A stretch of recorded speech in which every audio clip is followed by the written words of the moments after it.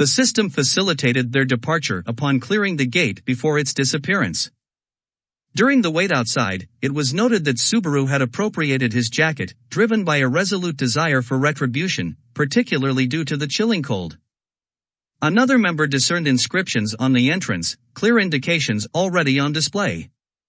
The abrupt alert surprised them, considering it had only been since the duo traversed through the gate. Despite the usual 2-hour duration for completion, their doubts dissolved when Subaru and Sayaka re-emerged from the gate once more. The man without the jacket promptly interrogated Sayaka, suspecting possible deception. However, a series of notifications unfolded, each individual receiving them. They had successfully conquered a 2-star gate. This additional time would now augment the sky clock. All eyes turned upward to validate this event. Indeed, the clock adjusted, unveiling additional time. This underscored the importance of promptly clearing the gates. The sky clock, an immense global timepiece, carried a rumored consequence, the world's conclusion upon its time depletion. The singular means to avert this apocalypse was by completing more gates and extending the clock's duration. The man found it implausible that Subaru and Saka, with their comparatively modest levels, had managed a 2-star gate. His incredulity heightened as Subaru approached him, tendering an apology for the damage to his jacket, assuring him of future compensation. Rather than holding on to resentment, the man's demeanor generously shifted. Subaru, resolute on avenging his jacket's theft, acknowledged the formidable skills of the pair. The gamers paid homage, bowing in appreciation for the successful conquest of the dungeon. Following this, the assembly dispersed, and the portal they had emerged from began to disintegrate and fade away. On the ground lay 2-star equipment as loot. Saka eagerly retrieved it, flashing a delighted smile at Subaru. Their intention was to negotiate the item, yet before their departure, Subaru posed an inquiry. Subsequently, they opted for a nearby cafe as their next rendezvous point for further discussion. At the cafe, Saka discerned Subaru's desire to claim all the funds from her account, despite their initial agreement to split the proceeds. However, articulating her concerns proved challenging as Subaru remained deeply absorbed in his coffee. Feeling a sense of relief, Subaru inwardly expressed gratitude for the chance to visit the cafe after clearing the gate. Attempting to shift his attention, Saka raised her voice, persistently querying him about the funds. The individual identified as M evasively mentioned an inability to discuss the reasons behind the current inability to access any funds. A puzzling response from Vanquish ignited Saka's suspicion regarding his true identity, prompting her to question the authenticity of his name. His conduct raised doubts. Using an alias while clearing a 2-star gate as a mere level 1 player seemed dubious. Observing his unease, Saka reassured him, expressing disinterest in prying into his secrets. She affirmed that their shared combat experience had revealed his inherent benevolence, recalling how he had saved her life. Saka genuinely regarded the enigmatic M as a reliable ally, offering her unwavering support if necessary. These sentiments took Subaru by surprise, triggering recollections of his poignant past. It struck him as a rare instance where someone had displayed genuine kindness toward him, profoundly touching his heart. In gratitude, Subaru's unexpected response startled Saka. Recognizing her unique position as the sole individual who saw his true self, the M disclosed his true identity, revealing himself as Arya. Establishing a bond of trust, he proceeded to recount recent events in his life. Upon learning about Subaru's complexities, Saka could only contemplate the sheer intricacy of his circumstances.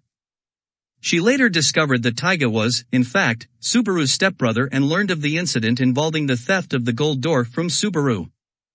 This event drove Subaru's urgent quest for strength as his life hung in peril.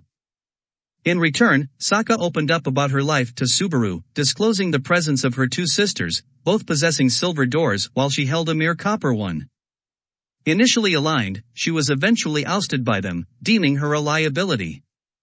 She turned towards Subaru, proposing a mutual endeavor to strengthen their alliance, extending her hand in a symbolic gesture of their pledge never to deceive or abandon each other. Witnessing her sincere commitment, our protagonist felt deeply touched. Subaru enthusiastically embraced her proposal, affirming their collaboration. Preferring a more informal approach, they decided to discard formal titles, opting for a relaxed mode of address. Meanwhile, within the primary conference chamber of the Player Federation's headquarters, a crucial assembly was underway discussing Tekka's imprisonment. Runji briefed the fellow gold players about the diminished count, leaving only 6 capable of taking specific actions. One member expressed their long-standing disdain for TAA due to his impudence. Another voiced concern, emphasizing that only gold-ranked players possess the capability to tackle gates of 4 to 5-star caliber, a pressing issue considering the circumstances. The decision was made to extend their working hours to compensate for Taga's absence. Additionally, Orangi proposed involving some silver-tier players to aid in clearing 5-star gates. This proposal instilled skepticism in both of them, recognizing the inferior prowess of silver-ranked players in comparison.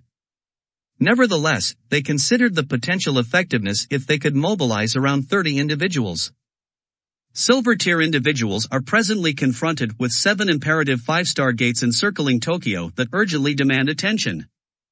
Renji entrusted Julietta's team, led by their captain, a level 38 figure at the headquarters, with the task of clearing one such 5-star gate. Both Sayaka and Subaru had entered the location. Sayaka noticed Julietta's team departing from the premises as Subaru, inattentive, narrowly avoided a collision with a few of their members. Julietta, who observed the near mishap, advised Subaru to exercise increased caution in his future movements. As they passed by, our protagonist keenly sensed the team's imposing presence. Sayaka highlighted their reputation as the preeminent team among the silver tier ranks. The pair arrived at the headquarters with the intention of securing access to a 2-star gate, confident in their capabilities to confront it. Their chosen gate was situated in Moro City, discernible from a distance due to its towering structure, equivalent in height to a building. This specific 2-star gate, known as the Soldier Dumping Ground, had a limited span of 17 hours before creatures emerged within its confines. Upon entering, it became apparent that players possessed the liberty to freely traverse in and out of gates without locking them from within, thereby enabling scouting of the surroundings. This was how they stumbled upon this particular gate. Sayaka expressed her belief that the layout of the dungeon was highly compatible with her abilities, directing Subaru to seal the door to initiate their quest officially. Her excitement was palpable in her demeanor. She unraveled a strategy to fully maximize her skills. Abruptly, skeletal entities emerged from the staircase's base, ascending rapidly. Subaru sensed their feeble energy, yet an unsettling aura emanated from them. Hastening, he looked downward. A potent energy emanated from the deepest level of the gate, a sensation keenly perceived by our protagonist. The skeletal troops approached closer. Sayaka's previously cheerful demeanor began to show signs of worry. She hadn't foreseen encountering such an extensive army, their sheer numbers were overpowering. Suddenly, a skeleton lunged toward her. Subaru noticed this movement from his peripheral vision. Confronted by the menacing force, she found herself immobilized. Swiftly, our protagonist sprang into action, utilizing his ability to shield her from harm. Taken aback by the close call, Sayaka activated her own capabilities. She reproached herself for recklessly straying too close to danger. Yet, contemplation had to be postponed, another surge of skeletons was advancing toward her once again. Subaru positioned himself as her shield, taking advantage of this momentary respite. Sayaka initiated a sequence of counterattacks. She expressed her appreciation to Subaru for his timely interventions. Additionally, she apprised him of the formidable power levels of their adversaries. They were all at least level 10, a daunting realization. The gate's exit hinged upon its complete clearance. Their clear strategy was evident: eliminate every monster and eventually confront the main threat. Positioned at the base of the stairs, Subaru volunteered to assume the defensive role, allowing Sayaka to focus on annihilating the skeletal enemies. Their primary objective was to reduce their numbers. Our protagonist contemplated the challenges facing Sayaka. The sheer quantity of adversaries posed a significant dilemma. One by one, skeletons fell, yet this effort was visibly draining on Sayaka. In his eagerness, Subaru urged Sayaka to reconsider their approach to engaging with the skeletons, pushing her close to her limits. Yet, Sayaka maintained a momentary silence before turning towards him, her eyes glinting with purpose. In reality, defeating more skeletons accelerates my leveling up and stamina regeneration, she disclosed. As evidence of her claim, Sayaka had indeed ascended to level 10. A playful wink from her confirmed the validity of her statement, a rise in her level corroborating her words. Empowered by this development, Sayaka encouraged Subaru to hasten their pace. Abruptly, a massive surge of water surged forward, a manifestation of his innovative technique known as blood tide. The flood threatened to engulf the entire staircase. With her rapid reflexes, Sayaka swiftly maneuvered to the edge of the stairs to avoid the incoming wave. Meanwhile, Subaru remained wholly absorbed in channeling his skill, depleting all his mana reserves. Determined, he aimed to incapacitate all enemies in a single decisive move. As he sensed the skeletons within his grasp, he manipulated the nature of the tidal wave, causing it to solidify. The ensnared monsters became immobilized, trapped within the frozen cascade. Witnessing this, Sayaka marveled at the adaptability and potency of Subaru's abilities. However, Subaru, exhausted and nearing his limit, implored Sayaka to take advantage of the immobilized state of the enemies, reminding her of the temporary duration of his ability. With fervor, she leaped into action, systematically striking the ensnared skeletons.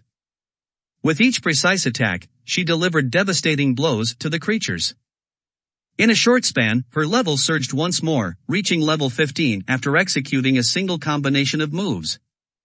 A newfound vitality surged within her, invigorating her movements.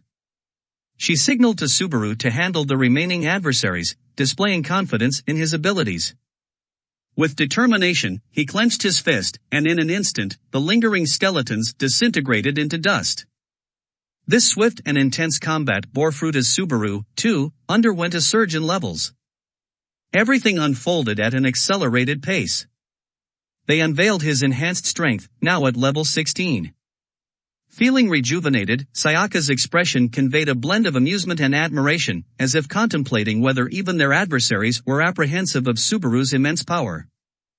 Yet unknown to their awareness, a solitary skeleton had stealthily eluded their relentless assault. As anticipated, Sayaka remained unharmed. Once again, Subaru swiftly intervened to protect her. He warned her against complacency, urging her to stay vigilant.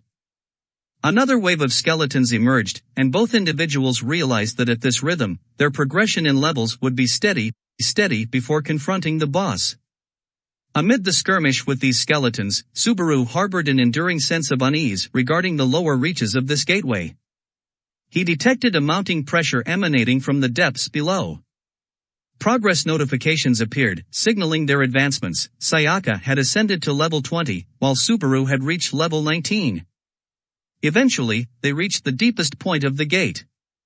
A formidable boss materialized, taking the form of a mage-like skeleton, identified as the late Empress Judith, boasting an imposing level of 29.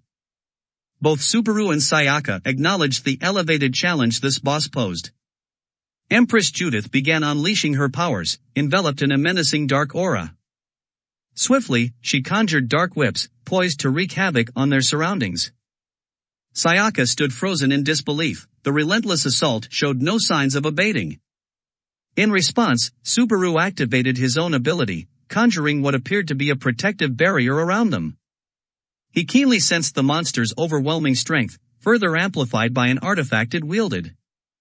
Whispering to Subaru, Sayaka admitted the stark reality of her vulnerability against an opponent with such long-range capabilities. She expressed her helplessness in battling the creature with her current skill set. The weight of responsibility heavily burdened Subaru. Despite facing the boss head-on, doubt plagued his mind. The unsettling feeling he experienced upon entering the gate didn't seem solely connected to the impending battle with the adversary. As they stood on the brink of their epic confrontation, an unusual glitch-like anomaly began to materialize around them. Despite the late Empress Judith initiating her skill once more, the shadowy tendrils narrowly missed the duo, thanks to their quick reflexes and defensive maneuvers. Growing increasingly concerned, Sayaka turned to Subaru, seeking his guidance on their next course of action. Swiftly analyzing their situation, Subaru realized that the boss was manipulating her skill by channeling mana. He contemplated whether the mechanics of her ability were similar to his blood mold skill. He also acknowledged that Sayaka's instantaneous void skill would likely prove ineffective against a level 29 creature. In contrast, his versatile blood mold skill provided both offensive and defensive capabilities.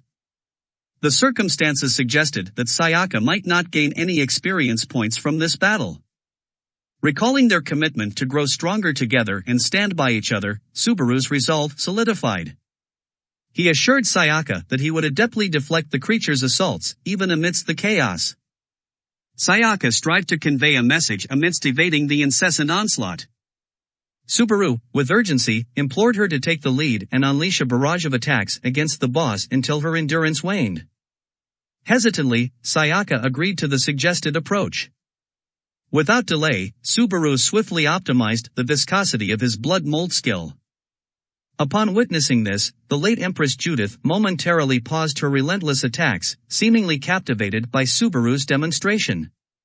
He found himself surrounded by a radiant glow displaying an array of rainbow hues once again, while the boss monster appeared introspective, as if deducing a crucial realization. Both opponents acknowledged this as a significant face-off showcasing their individual capabilities.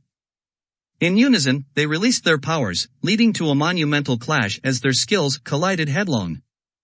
Astoundingly, the blood mold skill emerged as the victor, with specks of the viscous substance adhering to the boss, rendering it motionless. Subaru, with a decisive clench of his fists, commanded the blood to adopt adhesive properties. Witnessing this occurrence, Sayaka compared its texture to that of mochi, a Japanese delicacy. Seizing the opportune moment, Sayaka swiftly moved forward.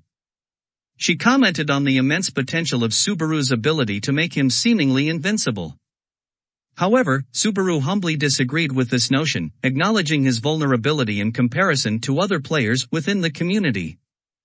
Exerting all her might, Sayaka delivered a powerful strike to the immobilized boss. However, much to her disappointment, the attack seemed ineffective. Undeterred, she rallied, displaying an enhanced resolve and accuracy, launching a series of calculated combination attacks against the boss. In contrast, Subaru stayed resolute, maintaining the restraining force of his ability. Inwardly, he pondered the difficulties faced by support and defense players in their quest for leveling up, acknowledging the hurdles associated with their indirect engagement in combat. Understanding the impending lapse of his skill's duration, he alerted Sayaka about its imminent release. The late Empress Judith, ever vigilant, eagerly anticipated the seconds ticking away until her liberation. As the binding weakened, she summoned her dark tendrils once more. Despite Sayaka's efforts to evade, she found herself ensnared, yet she maintained her composure, displaying unwavering resolve. Suddenly, she was surrounded by a protective crimson ring that materialized just in time, shielding her from the impending attack. Subaru had managed to activate his ability precisely in the nick of time. Grateful and unharmed, Sayaka reassured him with a smile. This unexpected turn of events visibly agitated the late Empress Judith. Remarkably, she verbalized her thoughts, intensifying her dark aura as she questioned the source of Subaru's unique ability. Subaru, taken aback by encountering a conversing boss for the first time, was astonished. The monster, incredulous, found it inconceivable for such power to be bestowed upon a human. Connecting the dots, Subaru inferred that the late Empress Judith was alluding to Vanquish Al-Sed to engage her in a dialogue. Despite his attempts to seek answers, the monster, teetering on the brink of a berserk state, grew even more potent and underwent a fearsome transformation. Saka recalled information passed down by her sister. Some monsters would expend all their NP to undergo a metamorphosis, gaining tremendous strength in return. Both observers were gripped by horror as they realized the transformed boss was gearing up for a devastating assault. Just as Subaru and Saka were about to be hit, the system alerted Subaru to raise a protective barrier. Despite the shield's successful formation, the attack's sheer force was pushing it backward.